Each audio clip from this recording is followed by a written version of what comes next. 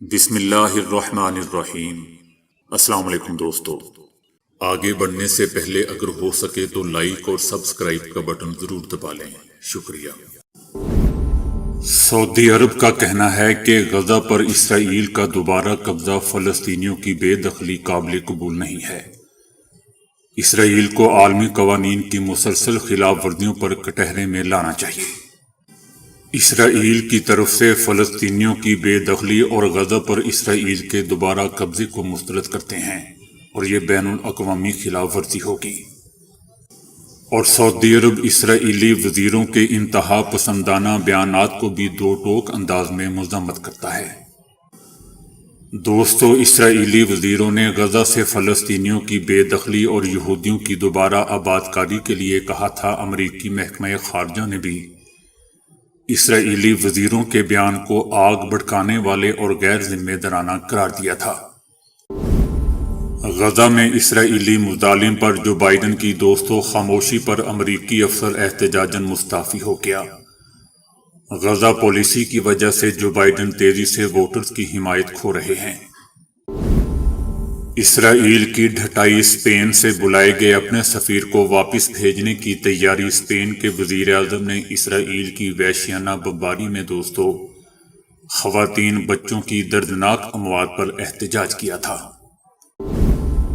Hamas کے ترجمان خالد قدومی نے پاکستان سینٹ اجلاس میں شرکت کی اور ایوان کی کارروائی دیکھی، جس میں سینیٹر مشاہد حسین سید نے اظہار خیال کرتے ہوئے کہا کہ ہم حماس کے ترجمان کو ایوان بالا میں خوش آمدید کہتے ہیں۔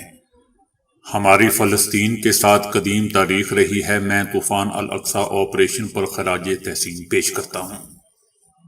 ان کا کہنا تھا کہ امریکہ نے جب عراق پر حملہ کیا تو ان کا منصوبہ تھا کہ وہ پاکستان اور سعودی عرب پر بھی نظر رکھ سکے گا، لیکن امریکہ ناکام ہوا، اور یہ سب کے سامنے ہے کہ میں فلسطین کو بتانا چاہتا ہوں کہ حکومت، عوام اور پاک فوج فلسطین کی آزادی تک ساتھ ہیں۔ 1943 میں امریکی جوڑے کو بھیجا گیا خط دوستو ڈاک خانے نے بالآخر 80 سال بعد خاندان کو پہنچا ہی دیا۔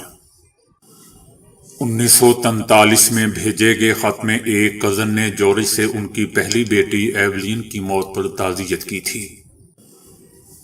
جارج خاندان کو ڈھونڈنے والے پوسٹ آفس اہلکار کا کہنا تھا کہ اس خط کے اتنے عرصے تک ارسال نہ ہونے کی وجہ خط پر لکھے گئے پتے میں گلی کے نام کے ساتھ گھر کے نمبر کا نہ ہونا تھا۔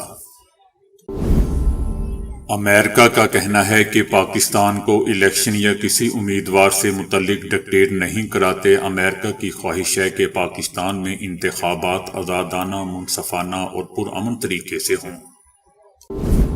الیکشن کمیشن آف پاکستان کا کہنا ہے کہ سینٹ قرارداد کی کوئی حیثیت نہیں ہے، انتخابات 8 فروری کو ہی ہوں گے۔ سینٹ کی قرارداد کا الیکشن شیڈول پر کوئی اثر نہیں پڑے گا۔ سینٹ میں عام انتخابات ملتوی کرنے کی قرارداد 2 بار کثرت رائے سے منظور ہو گئی۔ انتخابات ملتوی کروانے والوں نے 2013 اور 2018 میں الیکشن ملتوی کروانے کی بات نہیں کی۔ ٹیسٹ رینکنگ میں آسٹریلیا نے بھارت سے پہلی پوزیشن چھین لی۔ بھارتی ٹیم ایک درجہ تنزلی کے بعد دوسرے نمبر پر آ گئی۔ فیصل واڈا کا کہنا ہے کہ مجھ پر جرمانہ لگانے اور پگڑی اچھالنے والوں کا سود سمیت احتساب ہوگا۔ پیشگی مبارکباد دیتا ہوں کہ لنگڑی لولی نون لیگ کا وزیر اعظم اسی واڈا کے کندھے کا سہارا لے کر اقتدار میں آ رہا ہے۔ فواد چودھری کو جہلم سے الیکشن لڑنے کی اجازت مل گئی۔ RO کے اعتراضات مسترد کر دیے گئے۔ کس پارٹی سے الیکشن لڑنا ہے، فیصلہ ابھی کرنا ہے۔ فواد چودھری کا کہنا تھا کہ میڈیا کو سب سے زیادہ آزادی ہمارے ہی دور میں ملی۔ اسحاق ڈار کا کہنا ہے کہ لوگ کہتے ہیں کہ وزیر اعظم کی بجائے بڑے صوبے کے وزیر اعلیٰ بن جاؤ۔ صوبوں کے پاس وسائل موجود ہیں، تعلیم اور صحت کے شعبوں میں استعمال کریں، ایسا ان کا کہنا ہے۔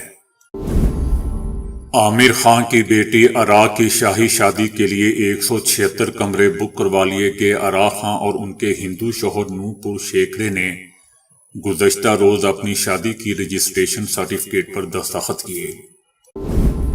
لاہور میں درجہ حرارت 5 ڈگری سے بھی کم ہو گیا، بیماریاں بڑھنے لگی۔ محکمہ موسمیات نے آئندہ دنوں میں سردی کی شدت بڑھنے اور بارش نہ ہونے کی پیشگوئی کر دی ہے۔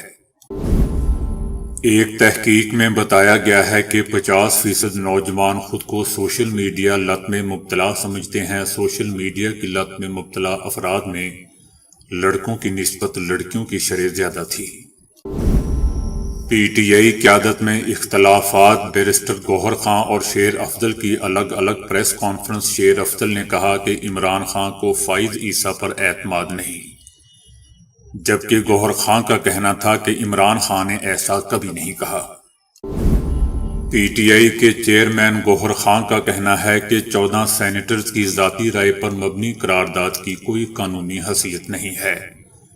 سپریم کورٹ 8 فروری کے انتخابات کے حوالے سے اپنے احکامات اور آبزرویشنز پر عمل درآمد کروائے۔ جماعت اسلامی کے امیر سراج الحق کا کہنا ہے کہ الیکشن التوا کے حق میں قرارداد ملک اور جمہوریت کے خلاف سازش ہے۔